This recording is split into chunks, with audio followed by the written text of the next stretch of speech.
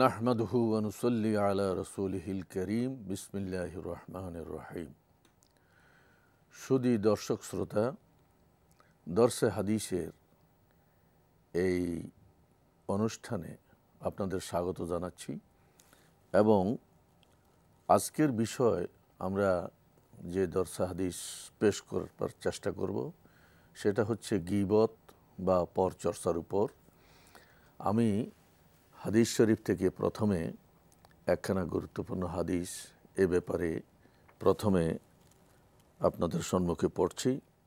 One আবি হুরায়রা রাদিয়াল্লাহু তাআলা আনহু আন্না রাসূলুল্লাহ সাল্লাল্লাহু আলাইহি ওয়াসাল্লাম قال আতাদরুনা মাল গীবা ক্বালু আল্লাহু ওয়া রাসূলুহু আ'লাম ক্বালা যিকরুকা আখাকা বিমা ইয়াকরাহু ক্বিলা আফরাআইতা ইন কানা ফি আখি মা আকুল قال إن كان فيه تقول فقد اغتبته وإن لم يكن فيه فقد بهته।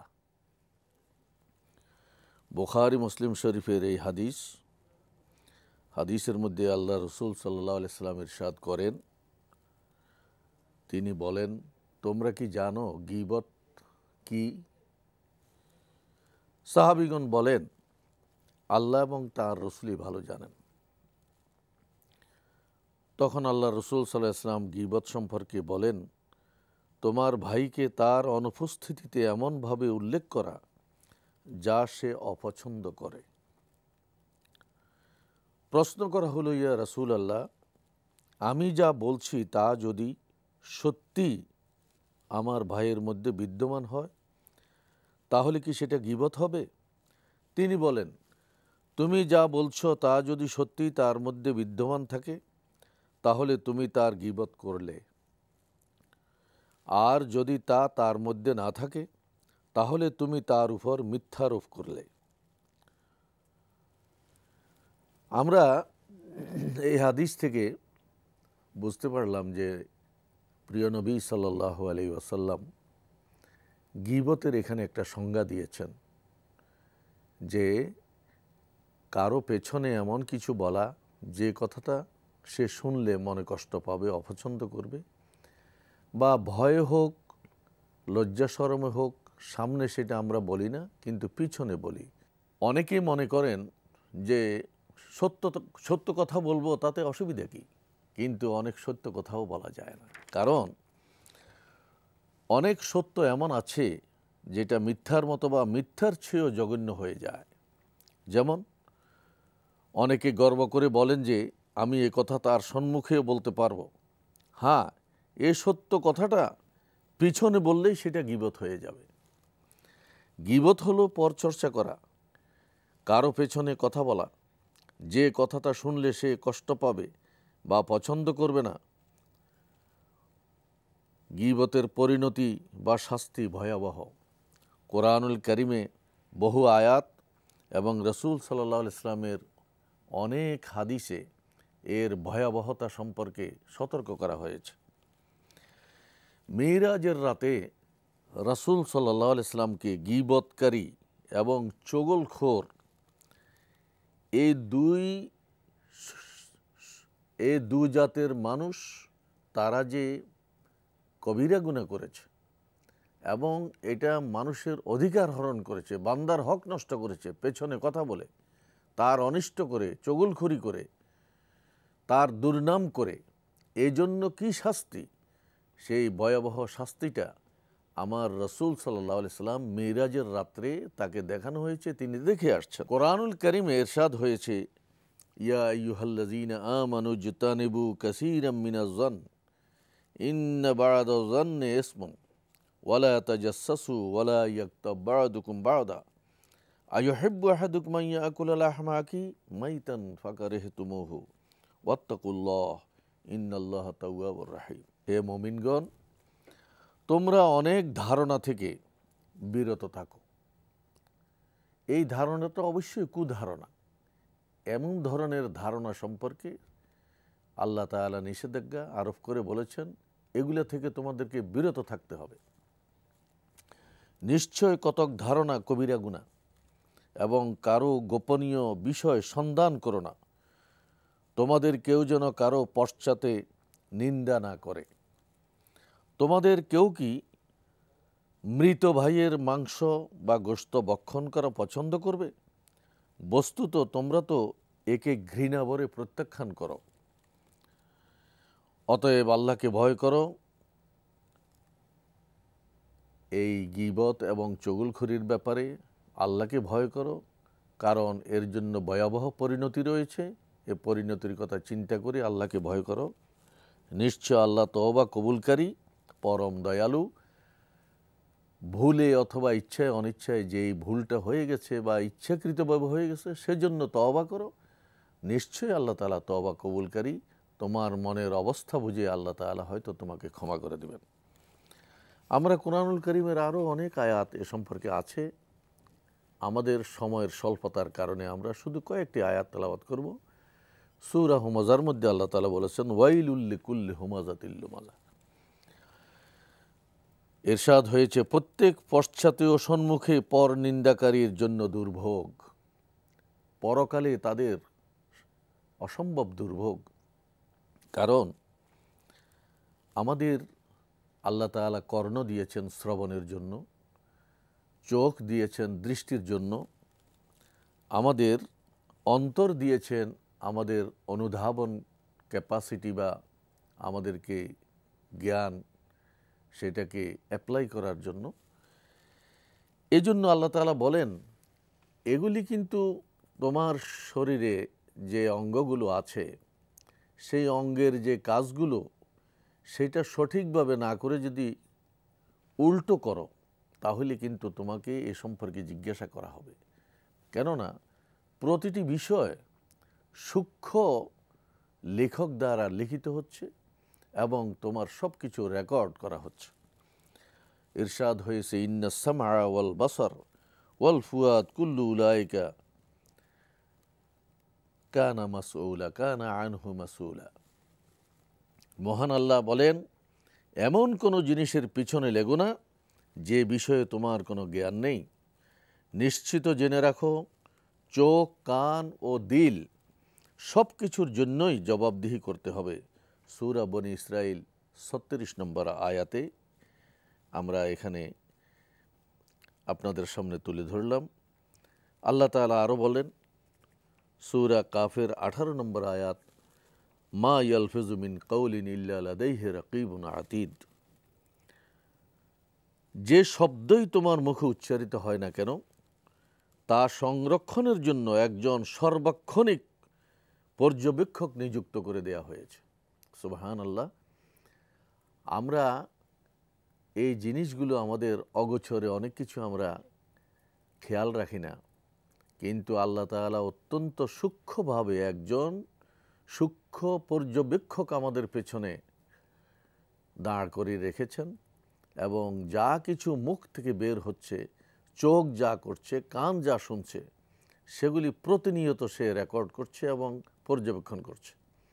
আর এগুলি পুরোপুরি রেকর্ডটা আমাদের বিচার দিবসে আমাদের সম্মুখে দেয়া হবে যে তুমি দেখো এগুলি তুমি করেছো কিনা। তখন আমরা লজ্জিত হব, কিন্তু দুনিয়া থেকে যদি সেই পাপগুলো আমরা মুছে না ফেলি, তওবার মাধ্যমে, লজ্জিত হওয়ার মাধ্যমে, অনুতপ্ত হওয়ার মাধ্যমে, আর এই বদভ্যাসগুলো যদি আমরা ছেড়ে না দেই, তাহলে সেদিন লজ্জিত হলেও আযাব থেকে আমাদের রেহাই হবে না, আমরা মুক্তি পাব না। সম্মানিত দর্শক শ্রোতা, রাসূলুল্লাহ সাল্লাল্লাহু আলাইহি সাল্লাম বলেন, মান ক্বালা ফি মুমিনিন মা লাইসা ফিহি আসকানাহুল্লাহু রাদগাহুল খাবালা হাত্তা ইয়াখরুজা মিম্মা ক্বাল। যে ব্যক্তি কোনো মুমিনের বিষয়ে এমন কথা বলবে যা তার মধ্যে নেই, এই লোকটা নির্দোষ, কিন্তু একজন নির্দোষের লোক সম্পর্কে আমি একটা দোষ চাপিয়ে দিলাম, তার সম্পর্কে বললাম, আরেক জায়গায় আরেকজনের কাছে যে কোনো জায়গায় সুযোগ পেলেই এটা আমার কাছে বা কোনো লোকের কাছে মজা লাগে যে একটা লোক সম্পর্কে দুর্নাম করা বা তার সম্পর্কে কিছু বলা।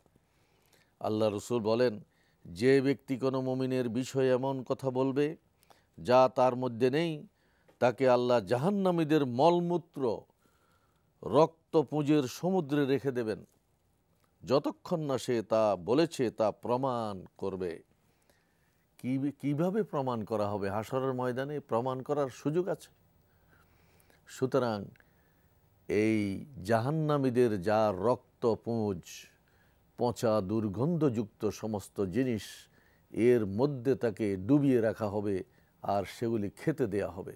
কত বড় ঘৃণিত এবং নিন্দিত ব্যাপার। আমরা কিন্তু সেটাকে একজন মুমিন মুসলমানও সেটা চিন্তা করে না। অনেক সময় দেখা যায় যে ভালো একজন ফরজগার মানুষ, হাজি সাহেব, গাজী সাহেব বা এরকম, তিনি বেশ নামাজি মানুষ, আর বসে বসে পান চিবাচ্ছেন অথবা একটা জিনিস খাচ্ছেন, চা খাচ্ছেন, কিন্তু মজা করে করে আরেকজনের ব্যাপারে বলতেছেন।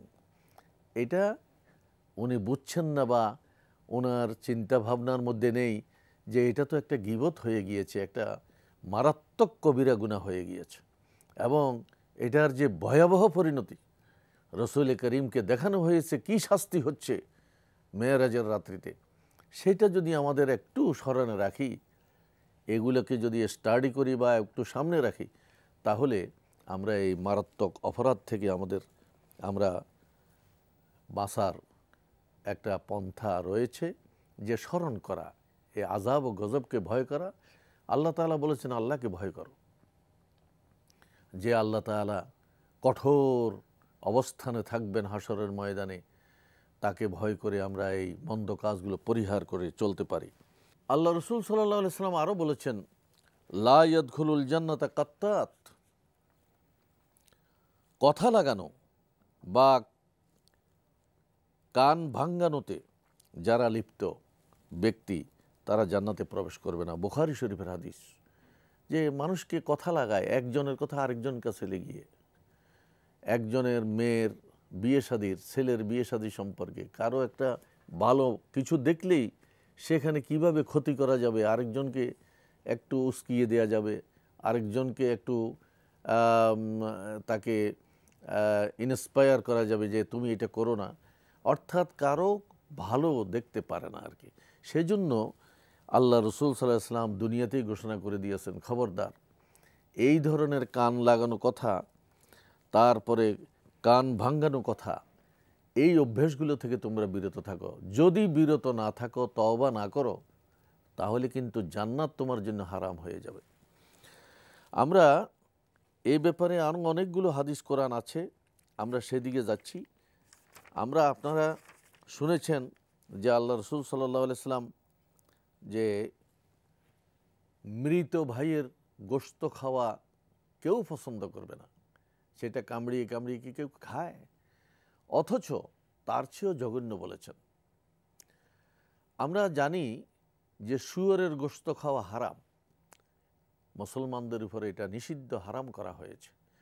কিন্তু যখন জীবন বাঁচে না, এমন একটা পরিস্থিতিতে আমরা পড়ে যাব কেউ, তখন শরীয়ত জায়েজ রেখেছে যে জীবন বাঁচানোর জন্য একবার হলেও জীবন বাঁচানোর জন্য শুয়োরের গোশত খাওয়া জায়েজ রাখা হয়েছে, অথচ সেটা মারাত্মক হারাম।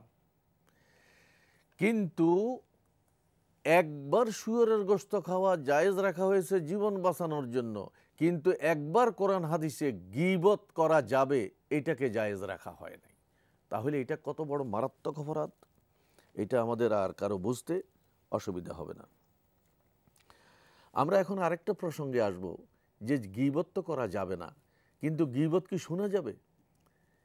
আরেকজনে গীবত করছে আর আমি মজা পাচ্ছি, আমিও হাসছি এবং আমি সেটা শুনে শুনে মজা পাচ্ছি।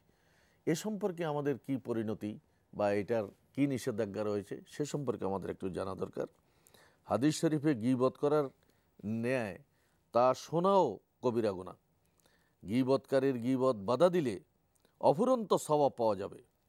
রাসূল করিম সাল্লাল্লাহু আলাইহি সাল্লাম বলেন, মান যাব্বা আন আরদি আখিহি বিল গীবা কানা হাক্কান আলাল্লাহি আন ইয়াতাকাহু মিনান নার। কেউ যদি তার অনুপস্থিত ভাইয়ের মর্যাদা হানির বা গীবতের প্রতিবাদ করে, তাহলে আল্লাহর উপর দায়িত্ব হয়ে যায় তাকে জাহান্নাম থেকে মুক্তি দেওয়া। সুবহানাল্লাহ। এত বড় একটা গুরুত্বপূর্ণ হাদিস আল্লাহ রসুল আমাদের জানা দরকার যে কারো গীবত হচ্ছে, আমি যদি সেখানে বাধা দেই যে ভাই ওই লোকটা তো এখানে উপস্থিত নেই, আপনি কেন তার পেছনে এই গীবতটা করছেন, এটার তো ভয়াবহ একটা পরিণতি আছে, আমি এটা শুনতে রাজি নই। গীবত করা যেমন হারাম, কবিরা গুনাহ, গীবত শোনাও হারাম এবং কবিরা গুনাহ। সুতরাং এর থেকে আমি অনুরোধ করছি আপনি বিরত থাকেন। অত্যন্ত ভালো ভদ্র ভাষায় আপনি এটা বলতে পারেন, তাহলে আল্লাহ তাআলা আপনার জন্য জাহান্নাম হারাম করে দিবেন। এত বড় সুখবর।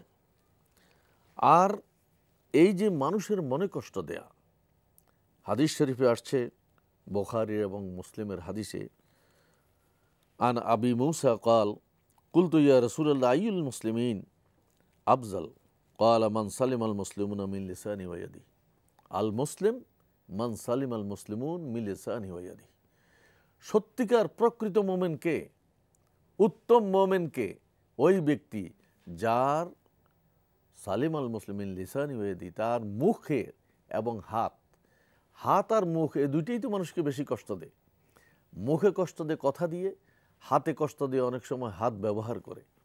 সুতরাং এই দুটো জিনিসকে যে সংযত রাখে এবং এই দুটো জিনিসকে সংযত রেখে অসংযত অবস্থায় কারো মনে কষ্ট দেয় না, সেই হচ্ছে প্রকৃত মুমিন। সে এই দুটোকে অসংযত অবস্থায় ব্যবহার করে না, বরং সংযত রেখে ভালো ব্যবহার করে, কারো মনে কষ্ট দেয় না। আরেকটা হাদিসে আল্লাহ রসুল বলেছেন, মাই আজমান লি মা বাইনা লাহিয়াইহে ওয়ামা বাইনা রিজলাইহে আজমান লাহুল জান্নাহ। এইটাও বুখারী এবং মুসলিম শরীফের হাদিস। সাহাল ইবনে সাদ বর্ণিত, তিনি বলেন রাসূলুল্লাহ সাল্লাল্লাহু আলাইহি সাল্লাম বলেছেন, যে ব্যক্তি আমাকে তার দুই চোয়ালের মধ্যবর্তী জিনিসের, অর্থাৎ জিহ্বা বা বাক শক্তি, দুই চোয়ালের মধ্যবর্তী থাকে কথা বলার যে জায়গা জিহ্বা বা বাক শক্তি, আরেকটা জায়গা দুই পায়ের মধ্যবর্তী জিনিস, সেটা হচ্ছে যৌনাঙ্গ, লজ্জাস্থান। এই লজ্জাস্থান এবং মুখ, এই দুটোকে যে হেফাজত করতে পারবে, এটার জামিনদার যদি সে হয়ে যায় যে আমি এই দুটোকে হেফাজত করব, তাহলে আমি তার জামিনদার হব তাকে জান্নাতে দেয়ার। সুবহানাল্লাহ। সুতরাং আমাদের এই যে বেহেশতের জামিন হবেন রাসূলুল্লাহ সাল্লাল্লাহু আলাইহি সাল্লাম, আমরা যদি জবান হেফাজত করতে পারি আর আমাদের লজ্জাস্থান হেফাজত করতে পারি, তা আমরা মুমিন মুসলমান কেন হব? মুমিন মুসলমানের দাবি কি? এগুলিই তো। মুমিনের জন্য একটা ব্যারিয়ার আছে, একটা বর্ডার আছে, এটা করতে পারবো, এটা করতে পারবো না।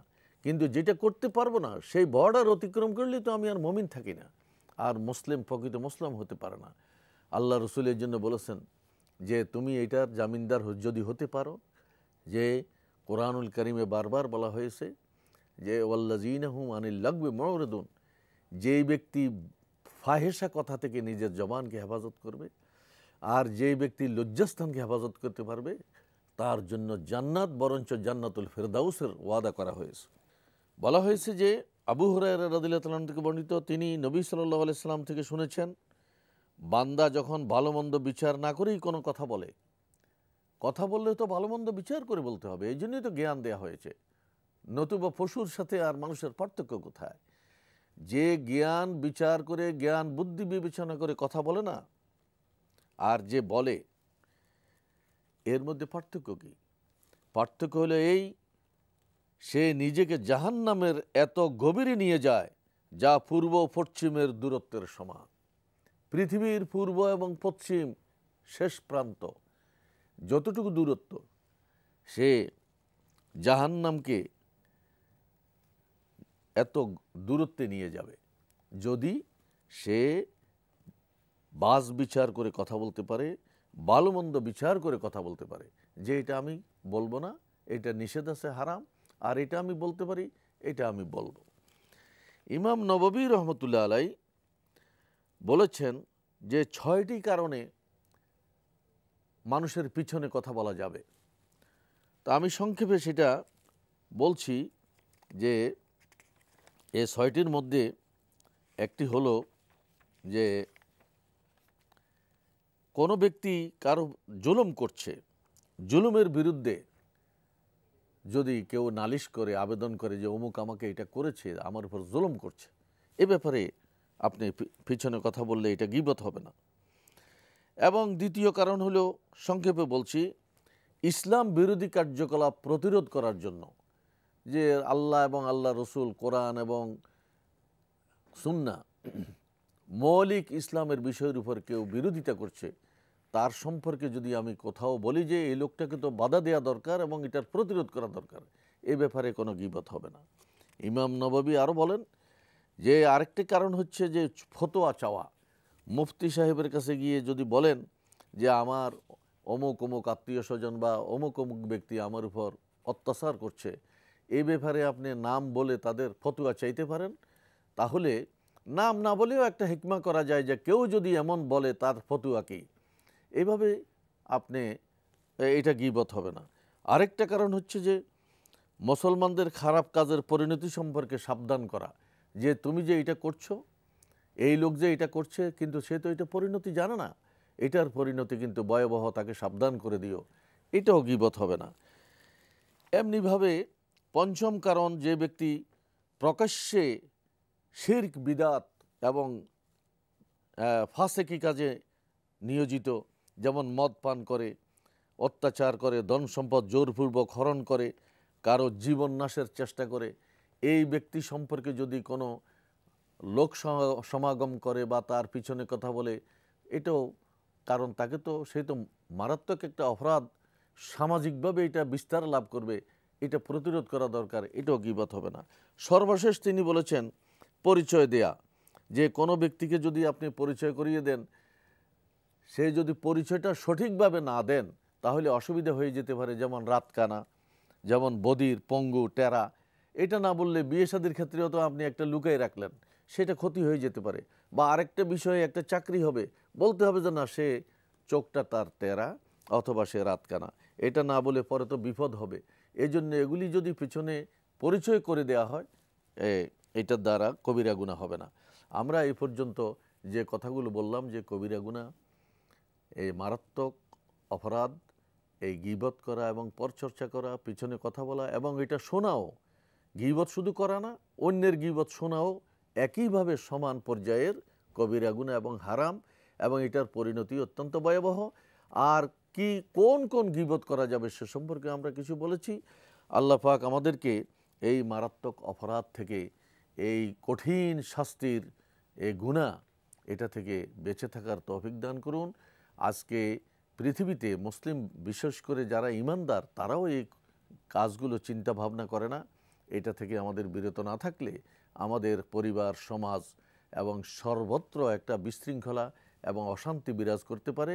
এজন্য সমাজের শান্তির জন্য, মানুষের নিরাপত্তার জন্য আমাদের এটা করা উচিত। আল্লাহ পাক আমাদেরকে এ থেকে বিরত থাকার, এই মারাত্মক অপরাধ থেকে বিরত থাকার তৌফিক দান করুন। ওয়া মা আলাইনা ইল্লাল বালাগ। আসসালামু আলাইকুম ওয়া রাহমাতুল্লাহ।